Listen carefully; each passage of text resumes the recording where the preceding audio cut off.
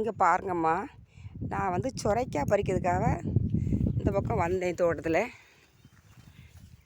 இந்த சுரைக்காய் இந்த பாருங்கள், சுரைக்காய் பறித்தேன். சுரைக்காய் பறிச்சுட்டு இருக்கும்போது இந்த இதுலேயுமே சுரைக்காய் கிடக்கான்னு சொல்லி அப்படியே பார்க்க வந்தேன். இந்த பாருங்கள், பார்த்துட்டு வர இது வந்து நல்ல முக்கு. அந்த தோட்டத்தில் வந்து முக்கு உரமாக இருக்குது. இது வந்து சுரைக்காய் அடுத்த பக்கம் வேலைக்கு தாவிடக்கூடாதுன்னு சொல்லி நல்லா உள்ளே தழுவி பார்த்தேன்.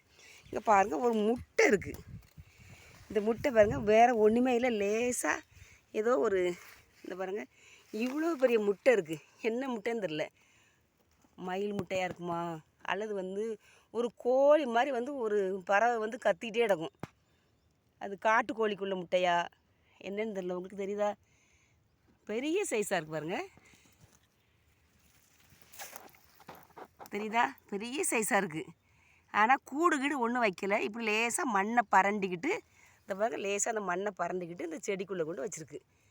மயில் முட்டையாக தான் இருக்கலாம், ஏன்னா பெரிய முட்டையாக இருக்குது. அல்லது அந்த கோழி வந்து கத்துமே, ஒரு கோழி இந்த இதில் தான் நிற்கும். போதுக்கும் அந்த கோழி வந்து இந்த வேலியில் வந்து நிற்கும், ஒரு காட்டுக்கோழி மாதிரி கத்தி கிடக்கும்.